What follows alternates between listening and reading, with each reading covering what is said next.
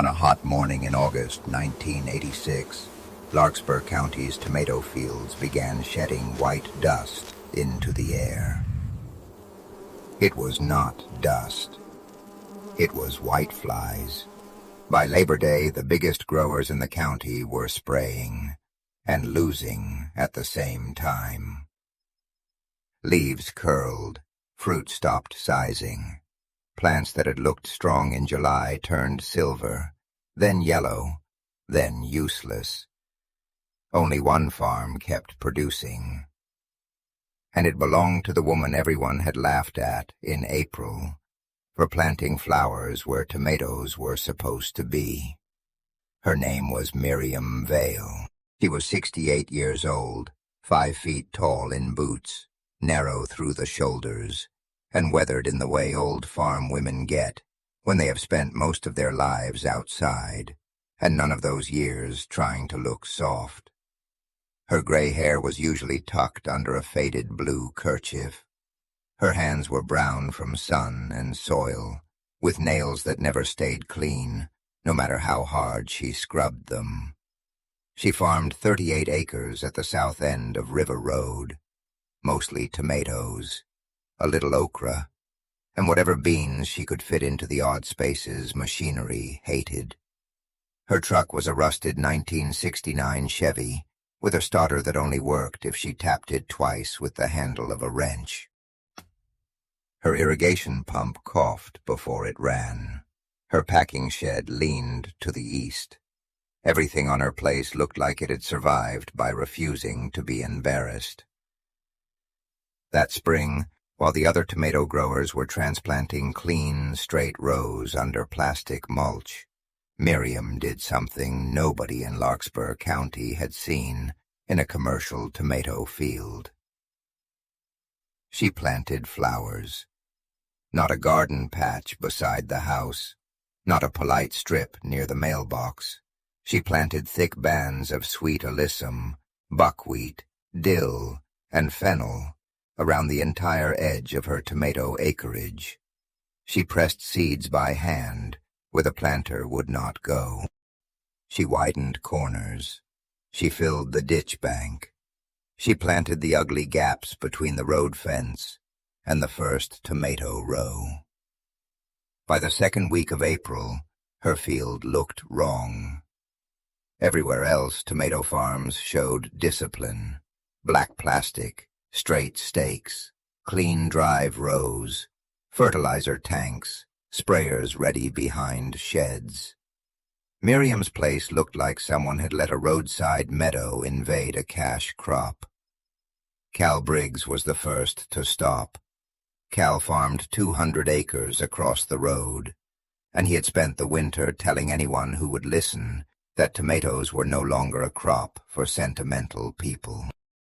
He had new drip tape, new plastic layers, and a spray program printed in a binder thick enough to impress a banker. He slowed his truck beside Miriam's south field and watched her kneeling with a coffee can full of seed.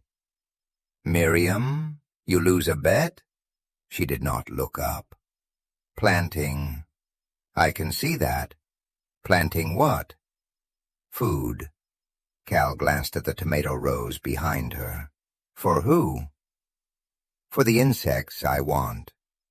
That was enough for Cal. By noon, the story had reached the co-op.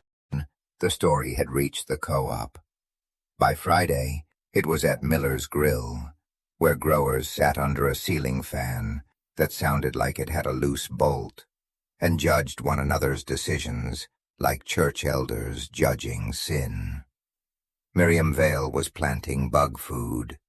Cal delivered the news with the pleasure of a man carrying proof. "You hear what she said? She wants insects." Men who had spent thousands of dollars trying to kill insects leaned back and laughed hard enough to make the coffee cups jump. Earl Tatum, who had inherited his father's land and his father's contempt for anything that did not come from a catalog, shook his head. "That woman has been working that little place too long," he said. "Flowers are for yards. Tomatoes are for money." A few nodded. Someone said Miriam had turned her farm into a quilt. Someone else said she might as well put rocking chairs at the end of each row and invite the pests to sit down. The loudest laugh came from Lionel Price, the county crop advisor. He was 36, neat, certified, and deeply attached to laminated recommendations. He knew which insecticide was labeled for which pest, which threshold justified which spray, and exactly how many gallons per acre sounded intelligent in a sentence. Visited Miriam in May. He parked at the edge of the field and stood with his clipboard pointed toward the flowers like it was evidence. "Mrs. Vale, I need to ask about these border plantings." "Then ask." "What is the production purpose?"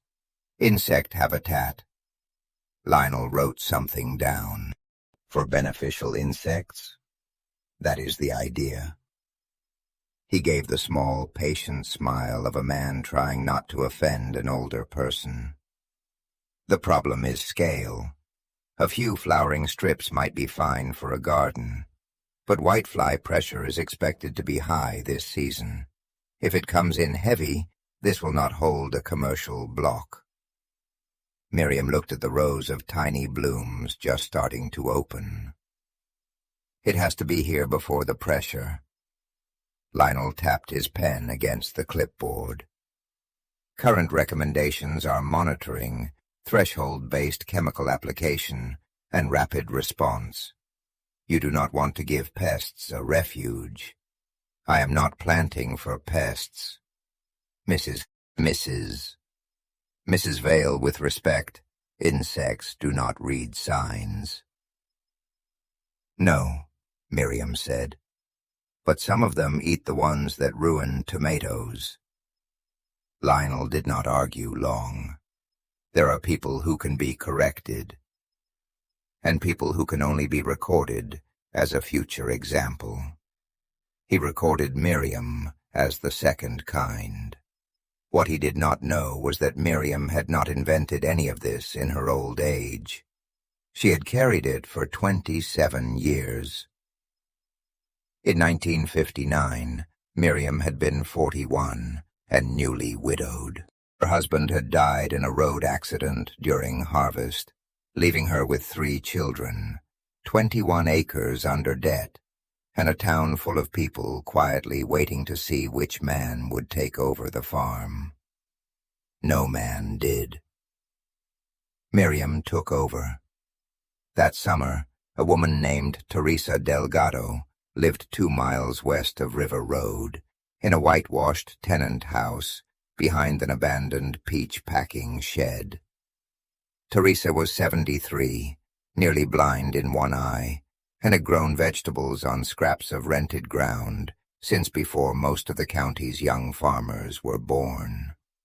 People called her strange because she saved seed in envelopes labeled with a pencil.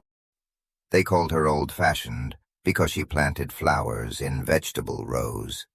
They called her lucky because her plants stayed clean when others did not. Miriam did not believe in that kind of luck. After a bad whitefly year ruined half her tomatoes, Miriam walked to Teresa's place with 2 baskets of split fruit and one question. "Why did yours live?" Teresa did not smile. She took Miriam to the edge of her plot and made her kneel. At first Miriam saw weeds. Then Teresa held a fennel stem still and told her to look closer. Tiny wasps moved through the yellow flowers, smaller than sparks. Hoverflies hung over the alyssum. Lacewing eggs stood on hair-thin stalks under leaves. Lady beetles crossed the stems like red punctuation. Teresa explained it in a voice that sounded like dry corn husks. Whiteflies do not win because they are strong. They win because they arrive in a place with no enemies. A clean crop, edge to edge, gave the predators nothing. No nectar, no shelter, no place to build numbers before trouble came. By the time the farmer saw the pest, the war had already started. And the good insects were not there yet. Teresa's flowers were not decoration. They were barracks. The alyssum fed hoverflies and tiny wasps. Buckwheat bloomed fast and kept nectar available. Dill and fennel gave height and shelter. The predators built quietly through spring. When whiteflies arrived, they did not meet an empty field. They met something already living there. "Do not plant after you are afraid," Teresa told her. "Plant before the field needs courage." Miriam remembered that sentence exactly. Teresa died 4 years later. The tenant house was bulldozed. The peach shed collapsed. The land became part of a sod farm, then a subdivision road, with a name that had nothing to do with anything that had happened there. Nobody wrote Teresa's method down. Miriam did. Not on paper at first. She wrote it into the edges of her fields. She wrote it into the edges of her fields. By June 1986, Miriam's border was blooming in bands of white, yellow, and pale green. The tomatoes behind it were tied high on stakes. Bees worked the flowers. Lady beetles tucked into the stems. Lacewings lifted like green glass in the dusk. People had mostly stopped joking by then, because jokes need fresh material. The county's attention moved to the coming crop. Prices looked good.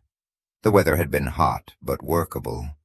Growers who had borrowed heavily were beginning to sound proud again. Then, on August 18th, Cal Briggs walked into his north block and slapped one tomato plant with the back of his hand. Cloud lifted. He slapped another. Another cloud lifted. He looked down at the undersides of the leaves and felt his stomach close. Whiteflies. Not a few. Not a warning. Colonies. By that afternoon, the co-op phone was ringing. By the next morning, the county road was full of trucks moving too fast between fields, sheds, and supply houses. The infestation was not isolated. It had come across the county like a dirty curtain being pulled over the crop.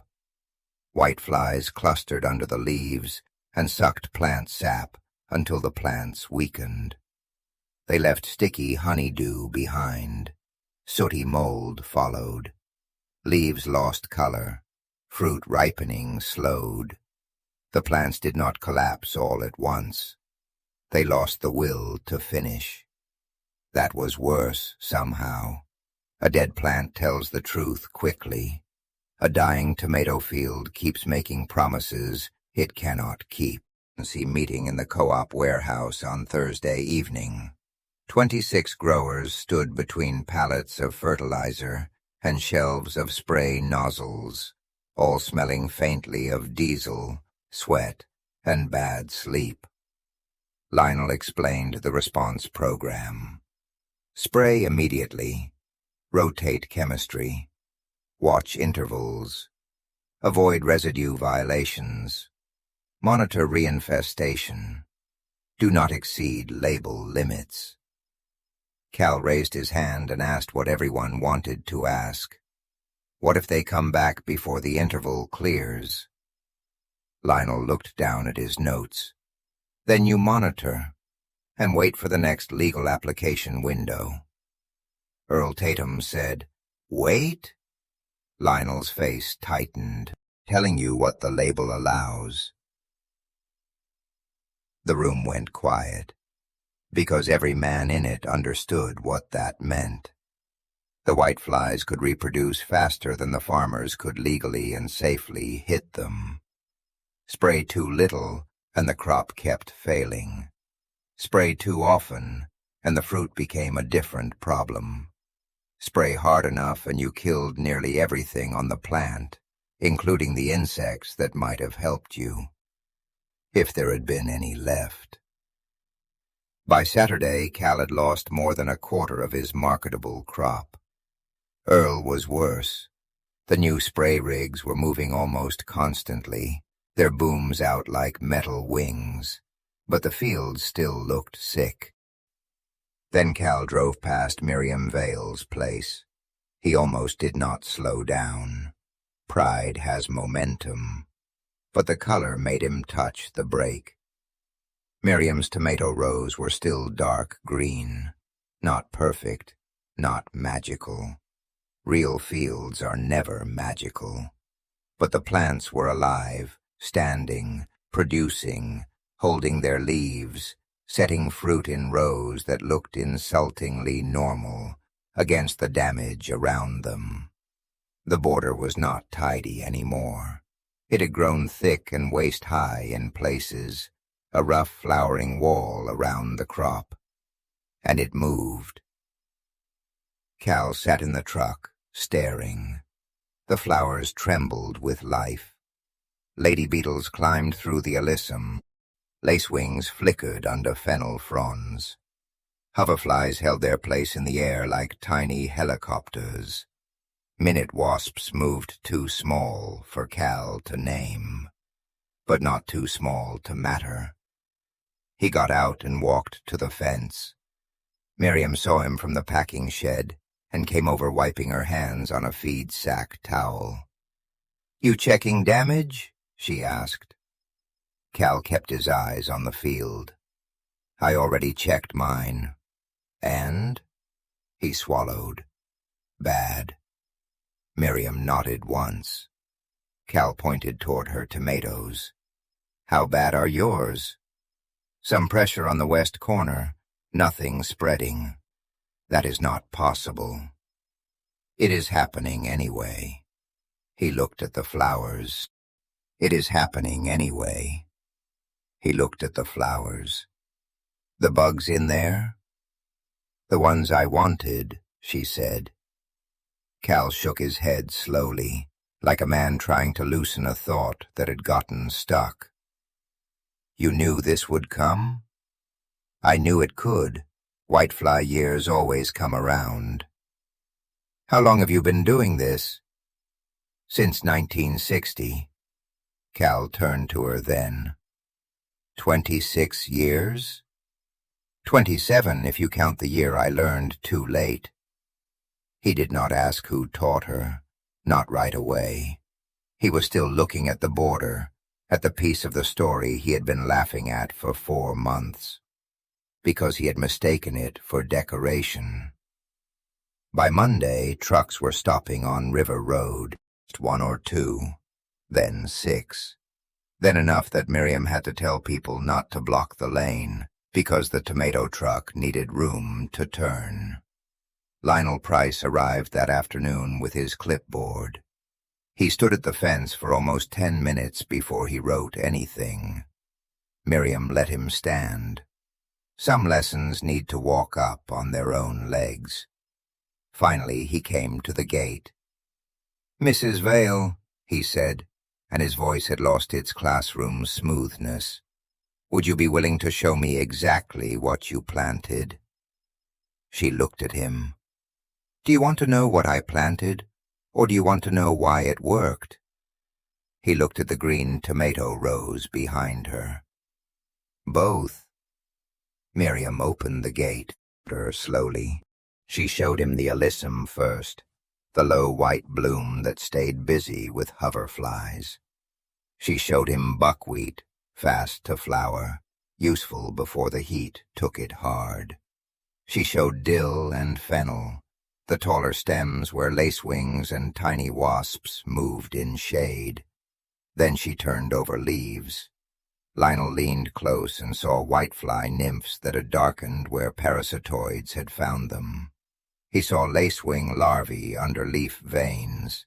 He saw lady beetle larvae, ugly little alligator-shaped things, doing the work pretty insects get credit for later. Miriam did not speak like someone defending herself. She spoke like someone opening a door that had always been there. "You sprayed after the whiteflies arrived," she said. I planted before they arrived. Lionel wrote that down. You tried to remove the pest from an empty system. I made the system less empty. He wrote that down, too. The flowers did not save the tomatoes. The insects did. The flowers just gave them a reason to be here. For the first time since he had become the kind of man farmers called for answers, Lionel had no answer ready. He closed the clipboard. I told you this was garden thinking. You did. I was wrong. Miriam looked at him for a while. Wrong is not fatal, she said. Too proud to learn can be. That landed harder than anger would have. 2 days later, Earl Tatum came. He parked across the road, stood by the ditch, and stared until Miriam got tired of watching him stare. You coming in or holding a funeral from there? She called. He crossed the road. His boots were clean in the way boots are clean when a man has spent more time at meetings than in rows. At the gate, he took off his cap. I said things at Miller's, he said. I heard. I said flowers were for yards. They are. He looked up. And for fields? When the field needs them. He nodded, taking the correction without reaching for a joke. I lost 38% on the south block, maybe more after grading. I'm not here to pretend I was close to right. Miriam waited. I want to learn it, he said, if you will teach me. There was no victory in her face, no smile sharpened by revenge. That disappointed some people later when they retold it. They wanted a better humiliation. But Miriam had not planted those flowers to win an argument. She had planted them to keep a crop alive. She opened the gate. Earl walked the border with her for more than an hour. He asked which flower first, how wide, how early, what to mow, what not to mow, how to keep the strip from choking the field road, what happened if he had already sprayed too hard, and whether it would still help next year. Miriam answered everything she knew. When he asked where she learned it, she told him about Teresa Delgado. Earl frowned. I do not know that name. No, Miriam said. That is part of the problem. In December, Lionel Price issued the first county bulletin in Larkspur that recommended early-season insectary borders as a supplementary pest management practice for tomatoes. It used careful language. County bulletins always do. But in the middle of the second page, under recommended plantings and timing, he wrote a line that made Miriam read it twice. Field observation and practice contributed by M. Vale, River Road, Larkspur County, and derived from the former local grower, Teresa Delgado. Teresa's name had not been spoken in an agricultural meeting in more than 20 years. Now it was in print. The next April, Cal Briggs planted a border. Earl planted one too, though he made his twice as wide as Miriam recommended, because men like Earl often apologize by overbuilding. Others tried smaller strips. Some did it correctly. Some did it like a superstition, and then complained when superstition behaved like superstition. Miriam told them the same thing every time. It is not the flowers, it is the timing, it is the insects, whole edge being ready before trouble crosses it. By summer, River Road looked different. Tomato fields still had plastic and stakes and tanks and trucks. Nobody had abandoned modern farming. Nobody had gone backward. But the clean, empty edges were not as empty anymore.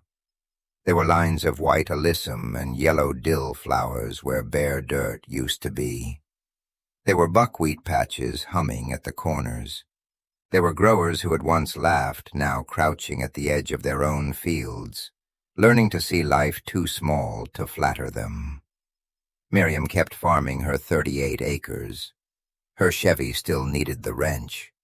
Her shed still leaned.